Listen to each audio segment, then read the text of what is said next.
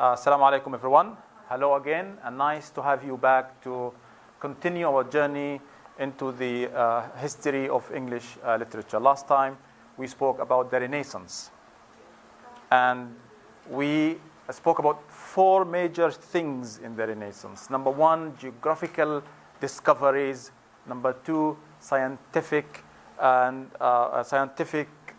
developments and advancement. We spoke about new thought, new thinking in terms of religion and in terms of humanism. We spoke about that. And then we also spoke about literature and how everything was influencing literature in a way or another. A crucial point we discussed last time is how this book does not mention two important things. Number one is colonialism, and number two is imperialism. When usually English books speak about the Renaissance or the Renaissance, they speak about it in terms of new geographical discoveries, how European people, the white Christians of Europe, managed to discover new worlds in America, in Africa, and in Asia. And the book here doesn't say that there were native people living in America, in Africa, and in Asia.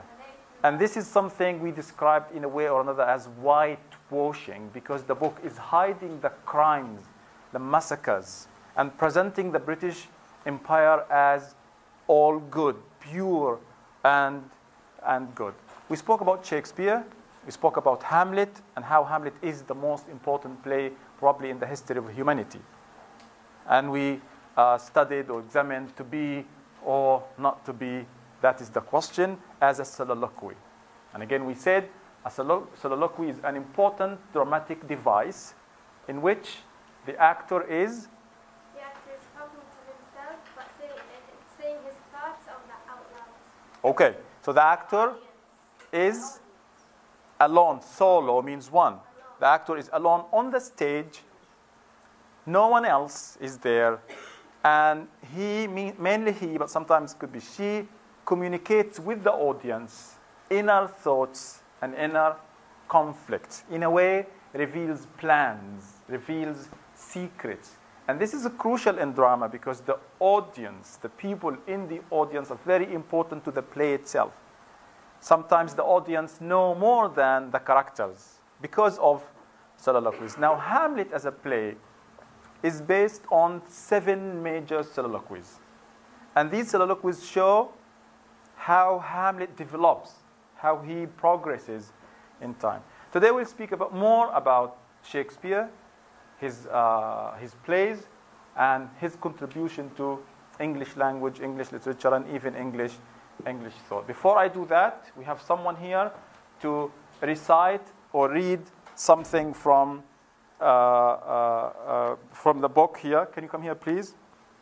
From King Richard II. For God's sake, let us sit upon the ground.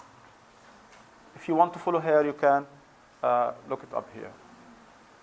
For God's sake, let us sit upon the ground and tell sad stories of the death of kings. How some have been deposed, some slain in war, some haunted by the ghost they have deposed, some bossed by their wives, some sleeping killed. All murder within the hollow crown that rounds the mortal tombs of a king, keeps death his court and the unsets, scoffing his estate and grinning at this bomb, allowing him a breath, a little signs. Go to the end. Okay. For you have but mistook me. Go on. I live with bread. I live with bread like you. Feel what? Taste bread. Need friends. Suggested thus. How can you say to me I love you? Very good. Very good. I'm sure with more practice and more rehearsal, you can be better, improve your pronunciation, and really depict the passion of this. At the end of this course, this class, I'll show you a video of like 3 or 4 recitation of this really masterpiece by Shakespeare. So when we spoke about Shakespeare, we said his plays are generally divided into tragedies, comedies, and histories. But there are other divisions. So a tragedy is a play like Hamlet, is a play where the main character or the main characters die on the stage.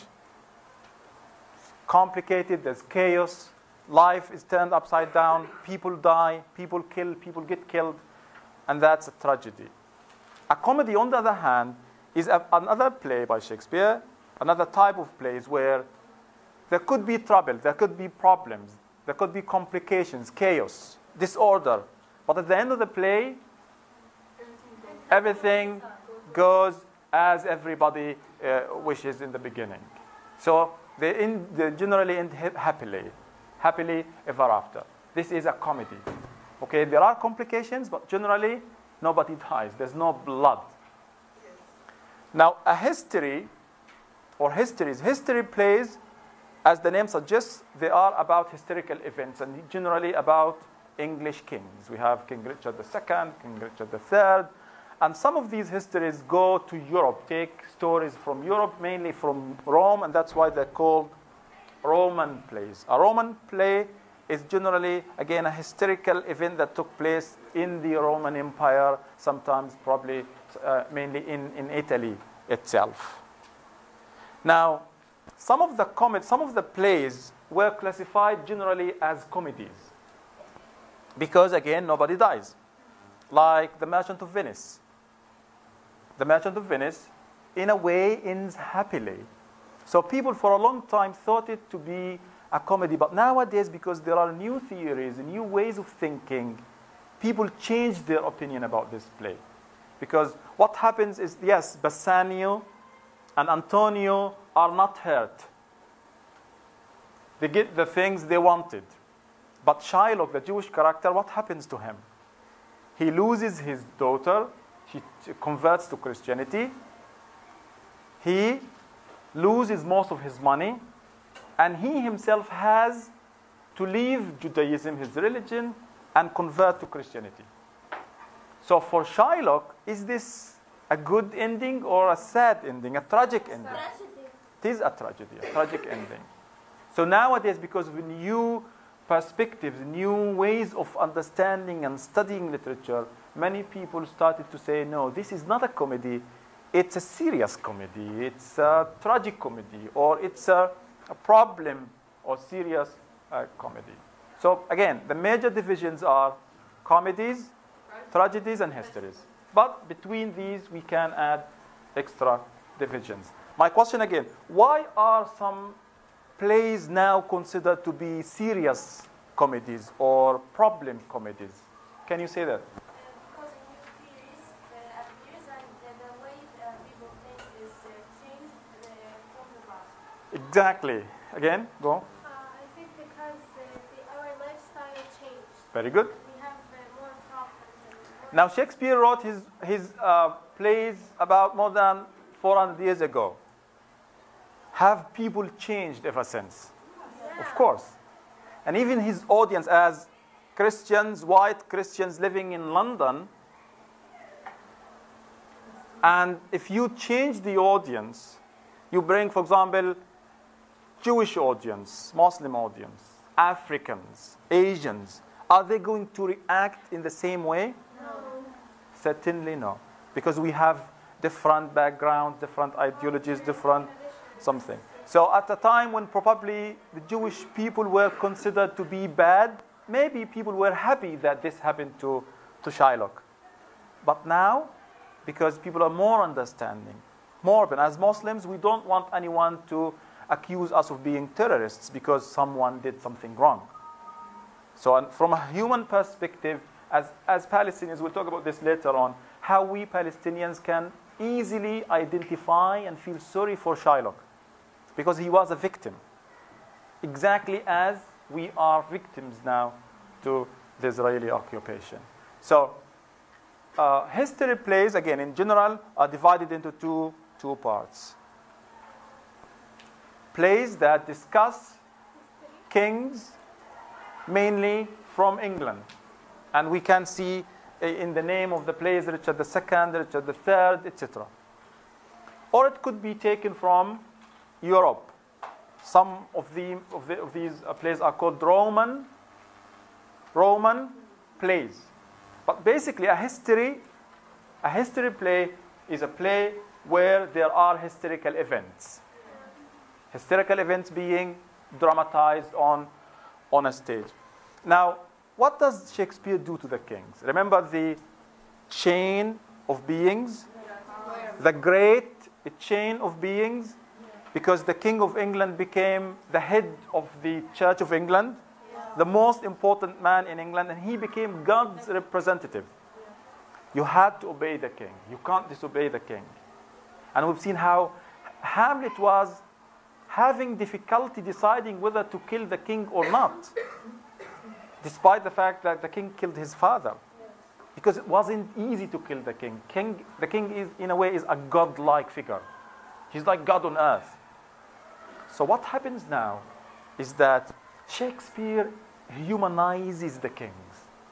Because for us, if we have a king now, we don't see him.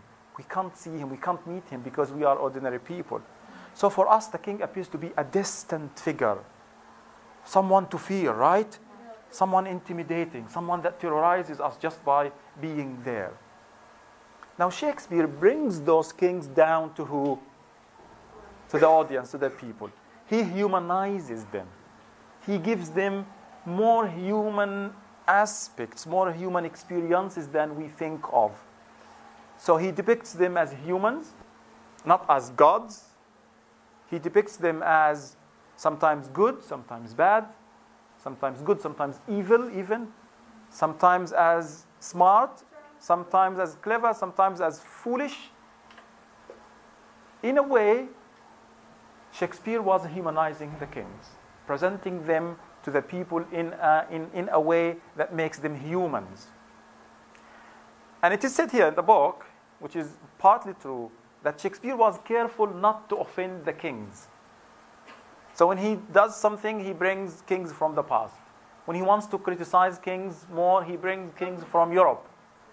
Like the king of Denmark. It's in Denmark. Probably Macbeth. And other stories. So why doesn't Shakespeare directly and openly criticize the kings of England or the queen? Can you tell why? I think because the king or the queen would get mad and Yep. try to ruin his... Imagine Shakespeare directly and openly saying bad things, negatively portraying the kings. He might get destroyed. He might get probably killed. Or at least imprisoned. Or censored. You know, censorship. Where, okay, write this, don't write that. Play this, don't play that. But Shakespeare was smart.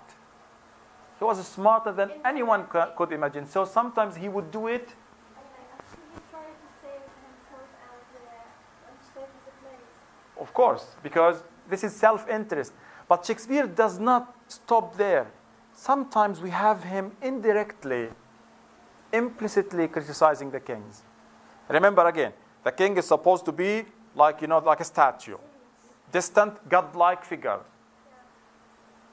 But when Shakespeare brings them down to people on the stage, when people play the kings, and sometimes, did you study King Lear? Do you know anything about King Lear? In King Lear, the king, in a way, is stupid, is foolish. So, it indicates that the king can be weak. The king can be evil. They're not pure good. They're not. When Shakespeare does this, in a way or another, he's shaking the image of the king. He's telling the people kings are human beings too. They can make mistakes. They can be good and they can be evil. We'll see how he does this in some of the examples. This is important. So Shakespeare brings them down to earth, humanizes them. He's careful, but indirectly there is criticism. So if I ask you if Shakespeare never criticizes the king or the monarchy, it's false. He does sometimes indirectly, sometimes openly, but he brings kings from outside England. But doesn't he criticize them by killing them in a play? They die, yeah. They're humans, they eat, they're weak, they commit murders. Didn't the king get mad when he saw the play? We'll see, probably we can talk about this. Shakespeare was... Hamlet killed the king. But wasn't that just, how do you feel about Hamlet killing the king? Was it justice or not? No, it was justice. But for him, why would the king die? I'm a king. Because the king already killed a king. And by the way, Hamlet's father killed another king. So it's just all connected in a way or another. Justice was served in a way or another. Okay? In Shakespeare's plays, when he speaks about England, he's very respectful. He loves England. It's his nation. There's always this theme. Sometimes he makes fun of England. In Hamlet, he does this because Hamlet was in Denmark and the king wanted to send him to England to be killed there, to die. Probably suggesting that people go to England to die. It's where death resides, etc. But generally, there's good stuff about England. Look at this example here. How Shakespeare, again, has much concern, much love for his nation when he says, it's in the book, if you want to follow that, page 25. This royal throne of kings.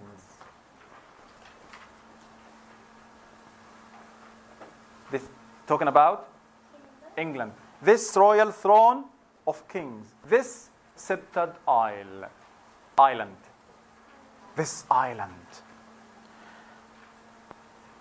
Okay? In another example, probably next, below. Now here is King Henry is depicted again as a courageous king who fights for his own people and for England itself or herself.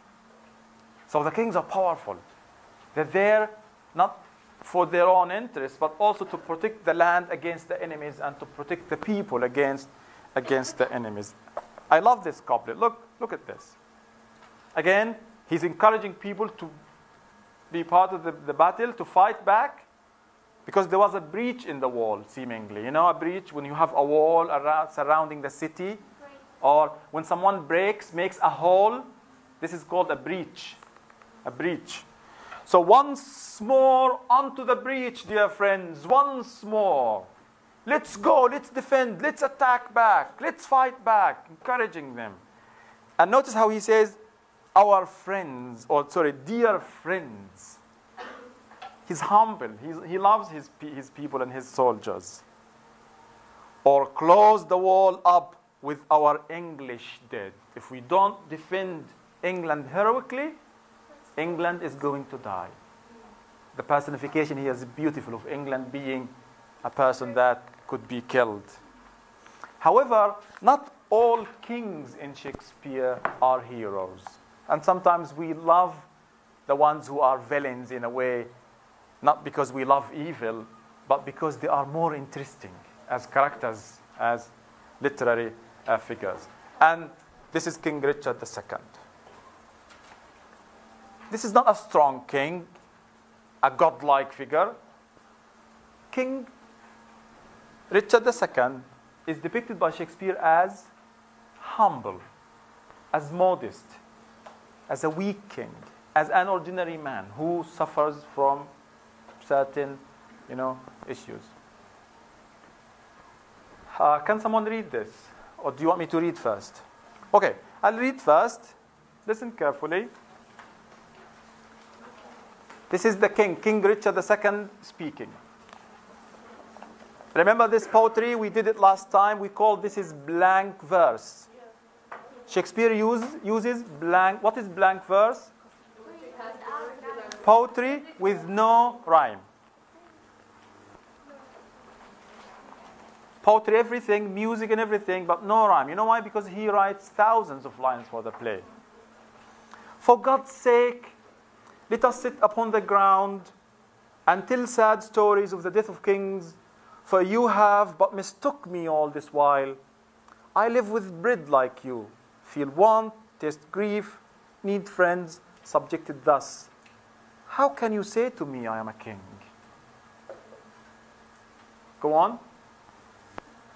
For God's sake, let us sit upon the ground and tell sad stories of the death of kings, for you have but mistook me all this while. I live with bread like you feel want, taste grief, need friends, subjected thus. Beautiful reading. More, please. For you spread bread and sausage upon the ground, and tell sad stories of the deeds of kings. For you have but mistook with me all this while. I live with bread like you feel one. Taste bread needs friends, subject dust. How can you say to me, I'm a king? Very good. Someone louder, please. For God's sake, let us sit upon the ground and tell sad stories of the death of kings. For you have but mistook me all this while. I live with bread like you feel warned. Taste grief, need friends, subjected thus. How can you say to me I am a king? I love this reading. Because is this poetry like a reflection of a strong, powerful, arrogant king, or weak, at least modest? So how can you say to me I am a king? For God's sake, meaning please, this is a man begging. For God's sake, Mishan Allah, let us sit upon the ground and tell sad stories of the death of kings. For you have but mistook me all this while. I live with bread like you. Feel want, taste grief, need friends, subjected thus. How can you say to me, I am a king? What do you think of this king? Do you like this king? Do you want this king to be your king? Do you think, or friend at least, or do you want to be associated with this king? What do you, in this text, look at the text. Yeah. He's so humble, very good. How can you tell he's so humble? What is in the language? Remember, we're studying literature. The most important thing in literature is to support our opinion by textual evidence. So you say he's humble. Where is this in the text? Exactly. Number one, this is a king who is inviting the people to sit upon the ground. How humble of him. I live with bread like you. Oh, cool. So he's using the basic common shared things between him as a king and the people. I live with bread like you. At the time, they thought kings were sent from God. He's saying that I'm a person like you are. I eat bread. He's a human being like us. I need friends. More. What else is there in the text that shows that this is a really cool king? He's fun to be around. Yeah. He needs friends like everybody else. He sort of negotiates with the saddest. And that is the most important. He's communicating his feelings and emotions to the people. He's not distancing himself from them. More. Yeah. How can you say to me I'm a king? This expresses the difference between the God and king, and the similar between God and other human. Okay, there is here an emphasis on the similarity between the king and other people. They're the same. That is a very interesting reading. But again, remember, in literature, I like to use this iceberg metaphor to explain this. An iceberg is a mountain of ice in the ocean where we can only see the tip. It's the tip of the iceberg. In an iceberg, generally, people, texts, especially literature, all these things can be described as icebergs. You can't fully understand people from just seeing them or even talking to them. Sometimes you know somebody for a long time and then say, I don't understand this person. Because deep, we have more to hide than what we have here. Now this text, any literary text, should be looked at as an iceberg. What we see is here, it's fun. But what is beneath, what is hidden beneath the implied, the deeper part of this is usually more important and can tell us more. So upon the first reading, we say that this is a humble, modest king because he's begging the people, for God's sake. And he's using us, connecting them to himself. And the ground and the bread. But my question here, is the king truthful? Is he genuine? Is he really modest? Can the text reveal more about the king that we can't see from a first reading? Can we read between the lines and probably get a different message? a different interpretation, a different meaning of the text, something opposite to what we say here. He said, tell sad stories of the death. Okay, what does it mean? He just pretending to be humble because he's afraid from the death. Interesting. So probably he's not truthful, he's not genuine, because he's probably afraid. There's fear here. He's afraid he might die, he might lose his power. So now that he's about to lose his power, now you want to tell us that you want to sit upon the ground and tell sad stories of the death of kings? Interesting. More. What else? Maybe he's being so humble to clear his responsibility from any mistakes he made. Very good. Interesting. But where can you find this in the text? So she's saying that this is a king who is escaping his responsibility. And the last time he said, how can you say to me, I'm a king? So the question, a king is a king. He's responsible for everybody, for everything, more or less. Now that there is probably trouble, there's a responsibility saying, how can you say to me I'm a king? So the question here indicates that he's escaping from his responsibility. What else can you see? And also plan for you husband to stop. Okay. What is this? Maybe he has done Can you elaborate? he's trying, people were trying to just like say that he did so many mistakes. So Okay. it's a very another. How can you elaborate more on this? What do you understand from this line? For you have but mistook me all this while.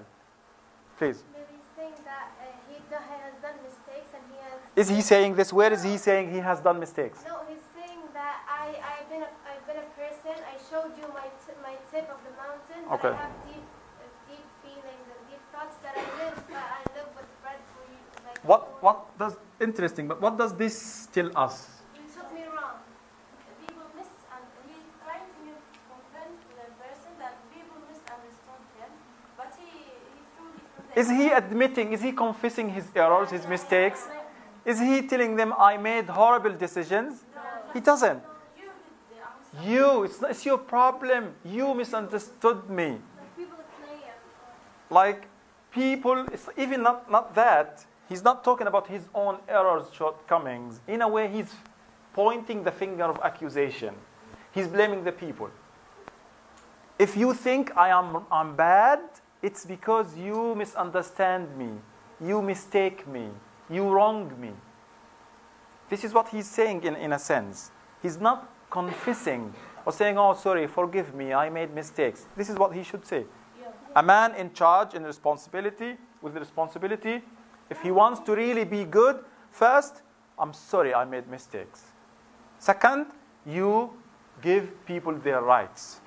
But here, the king is blaming the people for misunderstanding him.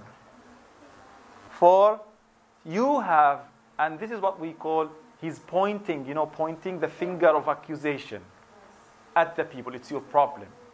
If you notice one thing about the pronouns, what do the pronouns tell you? Listen, when you study a text, literature, number one, look at the pronouns. Are they singular? Are they plural? What does that mean? What does that indicate? Do we have sometimes plural that turns into singular or singular that goes into plural? Look at the tense. Is it past? Is it present? Is it a mixture? Why? Look at the choice of words. If you understand, if you analyze the language in this way, it gives you more from here, from the deeper part of the text.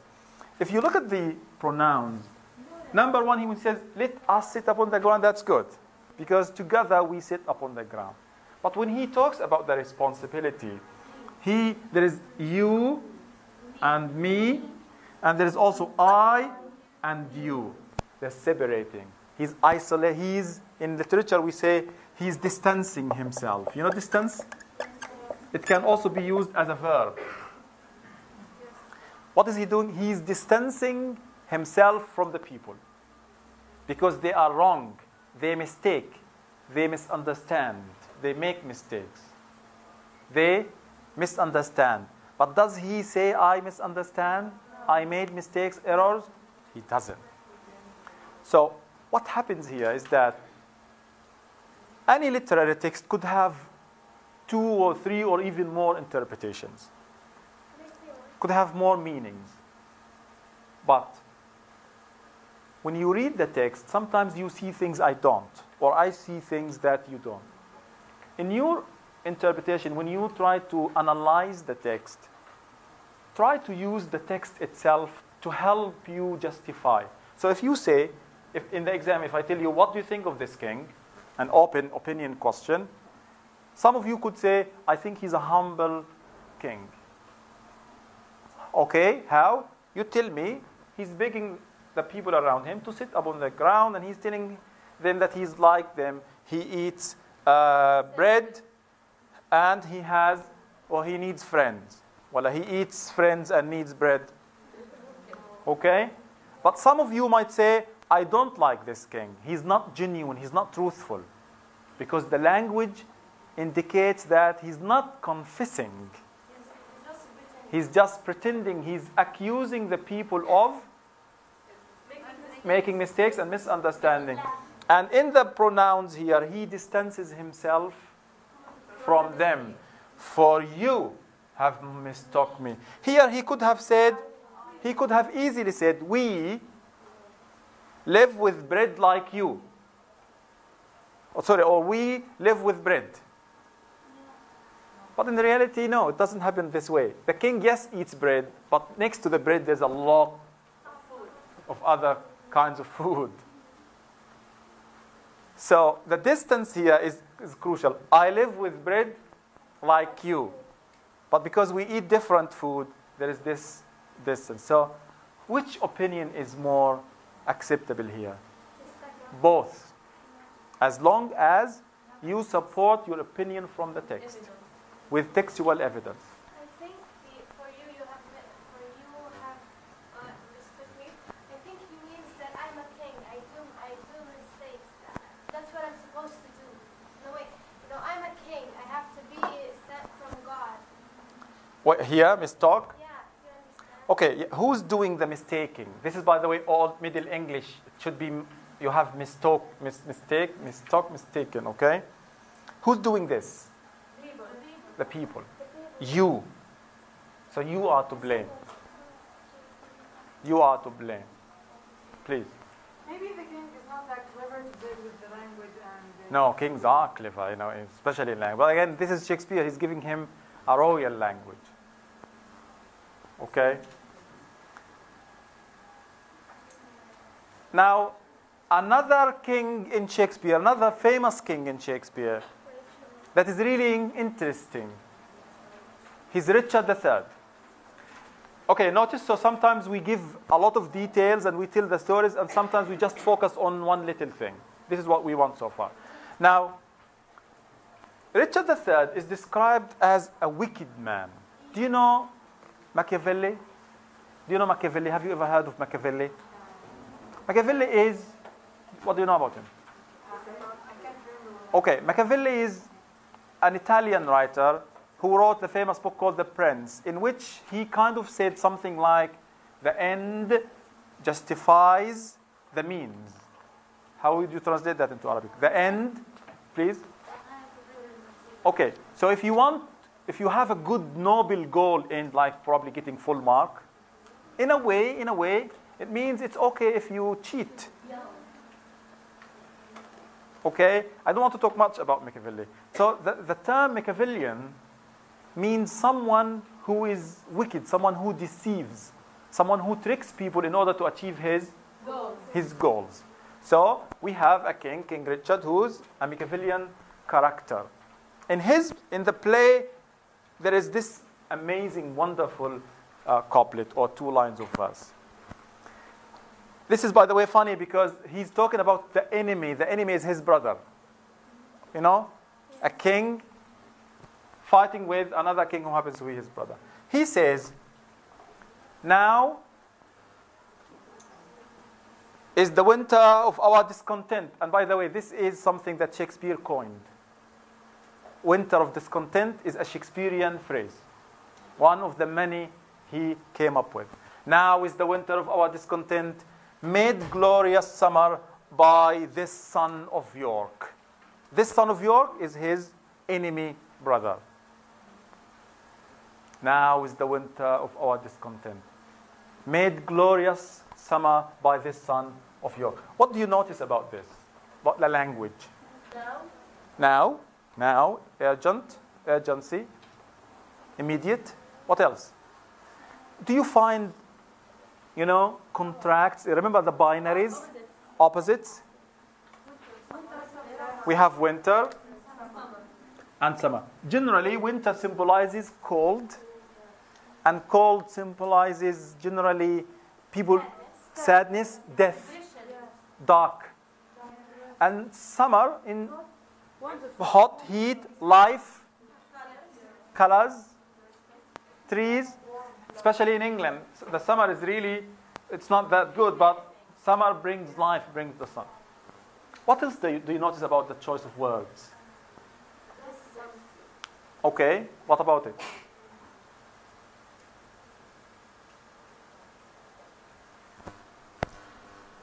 Okay, I want one of you to come here and write words I'm going to dictate. Yeah, someone. Can you come here, someone? Please. What's your name? Okay. Hassan, I want to dictate. Take this one. Here, write the following words. By, peace. Are you sure? Shh. Wait a minute.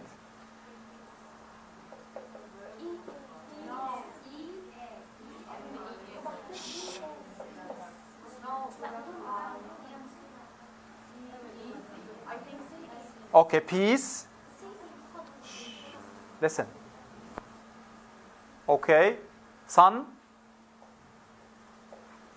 Thank you. No, thank you.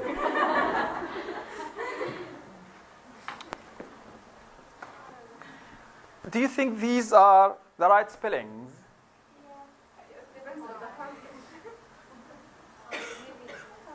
Listen, I could give her 10 out of 10, or I could give her a 0.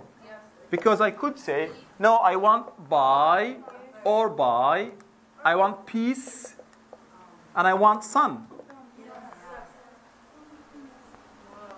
That's why it's interesting when someone asks about a particular word, usually ask for the spelling or the context. What is this? Now in English there's an important literary term called pun. Pun. And Shakespeare is fond of puns. A pun, when one word could have two meanings, or a word, the way a word sounds resembles another word. These are puns. We pun on words with similar sounds. Or sometimes the word could have two meanings. So what is a pun? A pun is a device, generally a literary device, when one word has two meanings, or two words sound the same or similar. If you want to understand Shakespeare, you need to understand what puns are. A pun is very important because it gives two meanings, double meanings. Can we find a pun here? What does it mean? How is it a pun? It could be a sun, the sun. What makes a winter a summer? The sun. But Richard III here is also talking about his brother, the son of York. He is the son of York. And at the same time, the king is usually represented as the sun itself. Exactly. This is what it is we have it in Arabic. Now, in a way, he's saying now is the winter of our discontent. But this winter is turning into a summer because of the sun, because of the king. Because the king brings life and brings the summer.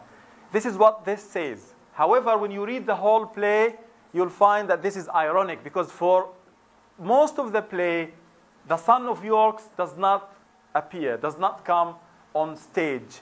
That's why the whole stage play is about death and cold and darkness, because the sun and the sun do not make it to the stage. In brief, Shakespeare plays upon the word. A pun is when you play upon the word. A play on word that have similar sounds, or words with different meanings. Okay, finally, I'll just go for a video here to play. For God's sake, let us sit upon the ground and tell sad stories of the death of kings. One student in the other group said the king is not genuine because he only wants to speak about the sad stories of the death of kings, ignoring the sad stories. He wants to talk. He doesn't want the people to talk. He just speaks. He doesn't listen to them. He doesn't say, okay, tell me your sad stories. Okay? These are different recordings. God's sake, let us sit upon the ground and tell sad stories of the deaths of kings.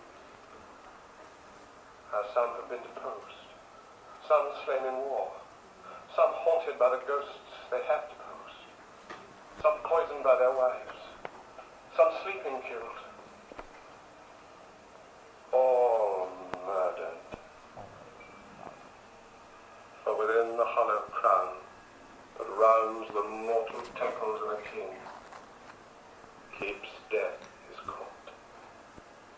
And there the antique sits, scoffing his state and grinning at his pomp, allowing him a breath that little seem to monarchize, be feared and kill with looks, infusing him with self and vain conceit, as if this flesh which walls about our life were brass impregnable, and humoured thus, comes at the last, and with a little pin bores through his castle wall, and farewell, king. Cover your heads, and mock not flesh and blood with solemn reverence. Throw away respect, tradition, form, and ceremonious duty. For you have but mistook me all this while. I live with bread like you, feel want, taste grief, need friends, subjected thus. How can you say to me I am a king? For God's sake. Another one. Let us sit together and dish let it once a well. Let's see this. By their what? King. Let us sit around and tell sad stories of the death of kings.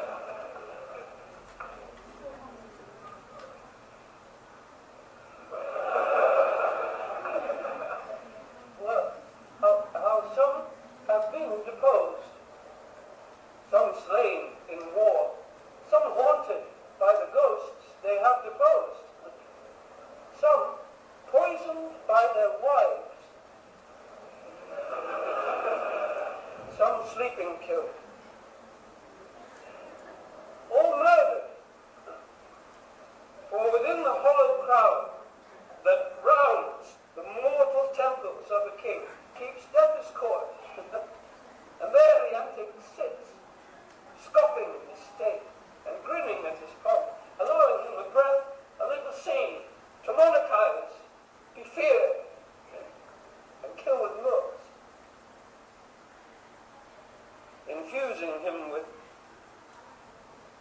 self and vain conceit, as if this flesh which walls about our lives were brass, impregnable.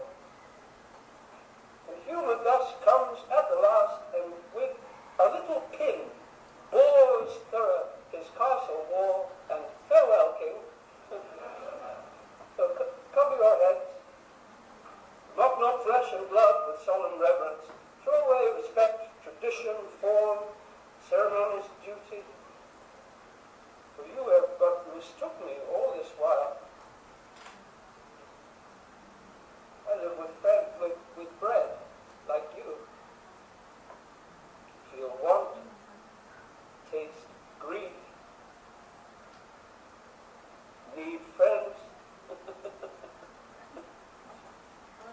reject it thus?